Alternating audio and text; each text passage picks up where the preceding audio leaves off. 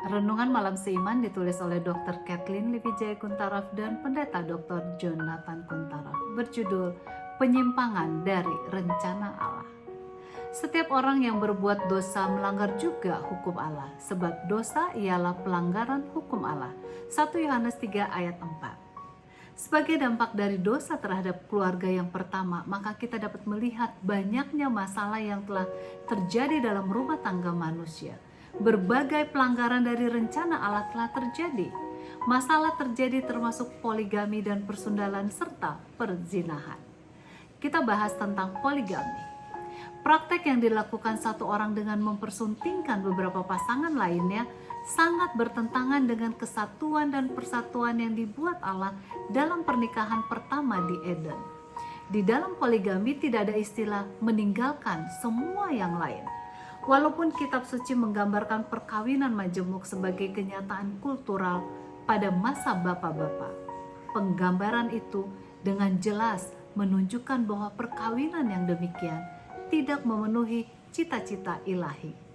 Di dalam perkawinan yang demikian, aneka masalah timbul yang kemudian melibatkan pertarungan, kekuasaan, dan dendam kesumat dan pengasingan, serta menggunakan anak-anak sebagai senjata. Adanya emosi untuk menyakiti hati anggota keluarga yang lain dalam keluarga itu sebagaimana yang tertulis dalam buku Kejadian 16, Kejadian 29 ayat 16 sampai 30. Perkawinan monogami memberikan kepada pasangan itu suatu perasaan memiliki yang mengukuhkan keintiman dan ikatan mereka.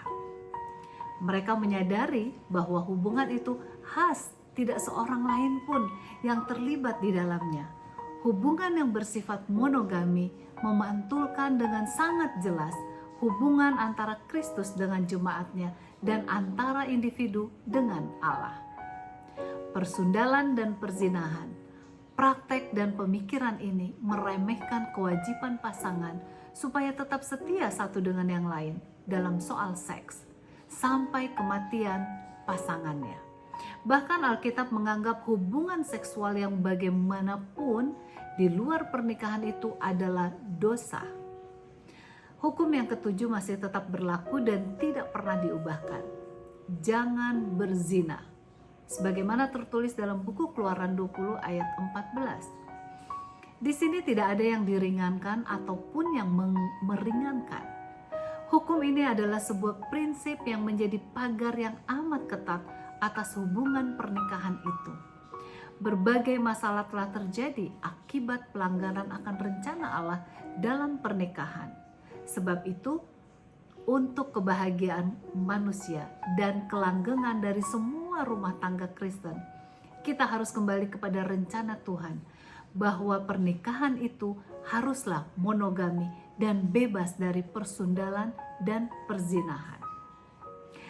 Kiranya itulah yang semua orang Kristen dapat hidupkan sehingga senantiasa memiliki kebahagiaan di dalam rumah tangga sebagaimana yang telah direncanakan Tuhan pada waktu penciptaannya.